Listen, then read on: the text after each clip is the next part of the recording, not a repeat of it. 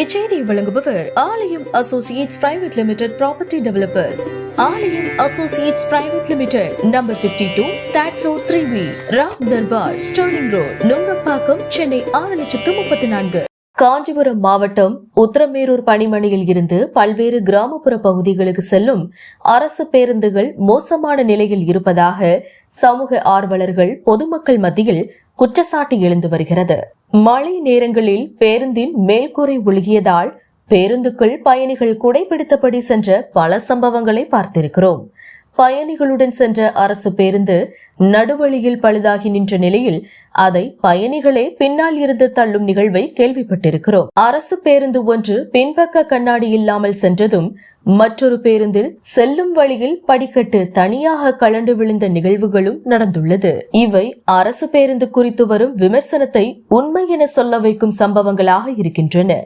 இந்த நிலையில் உத்திரமேரூர் பணிமனையில் இருந்து காஞ்சிபுரம், செங்கல்பட்டு, மதுராந்தகம், வந்தவாசி, செய்யார் உள்ளிட்ட பெருநகரங்களுக்குள் இயக்கப்படும் அரசு பேருந்துகள் பெரும்பாலும் சுமார் 35 வருடங்களுக்கு மேலாக உத்திரமேரூர் வழித்தடங்களில் இயக்கப்பட்டு வருகின்றன.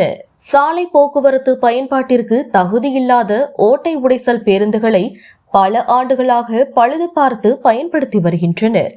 அதனாலேயே இதுபோன்ற சம்பவங்கள் நடப்பதாக பேருந்து பணிமனை ஊழியர்கள் புகார் வாசிக்கிறார்கள். இந்த நிலையில் காஞ்சிபுரம் மாவட்டம் உத்திரமேரூர் அருகே அரசு பேருந்து ஒன்று பயணிகளுடன் சென்று கொண்டிருந்தது. அப்போது பேருந்தின் என்ஜின் கோளாறு காரணமாக திடீரென அரசு பேருந்து தேசிய நெடுஞ்சாலையில் பழுதாகி நின்றது. ஆனால் பேருந்து ஓட்டுநர் பதற்றப்படாமல் வழக்கமாக நடைபெறும் நிகழ்வுதான் என கூறியவாறு சாதுரியமாக பேருந்தை சாலையோரத்தில் நிறுத்தி பயணிகள் அனைவரையும் மாற்று பேருந்தின் மூலம் வழி அனுப்பி வைக்கப்பட்டனர். உத்திரமேரூரில் இருந்து செங்கல்பட்டு நோக்கி சென்ற தடம் எண் 68 அரசு பேருந்தில்தான் இதுபோன்ற தொடர் சம்பவங்கள் நடைபெற்று வருவதாக பேருந்து பயணிகள் குற்றம் சாட்டுகின்றனர். ஏழை எளிய நடுத்தர மக்கள் பயன்படுத்தக்கூடிய அரசு பேருந்துகளின் நிலை மோசமாக உள்ளது. இதுபோன்ற தொடர் சம்பவங்கள் நடைபெற்று வருகிறது. இதனை தமிழ்நாடு போக்குவரத்து துறை சார்ந்த அதிகாரிகள் அலட்சியம் காட்டாமல் ஆய்வு செய்து உரிய நடவடிக்கை எடுக்க வேண்டும் என பேருந்து பயணிகள் தரப்பில் தமிழக முதல்வருக்கு கோரிக்கை விடுத்துள்ளனர். உத்திரமேரூரில் இருந்து ரிப்போர்ட்டர் ஸ்ரீனி.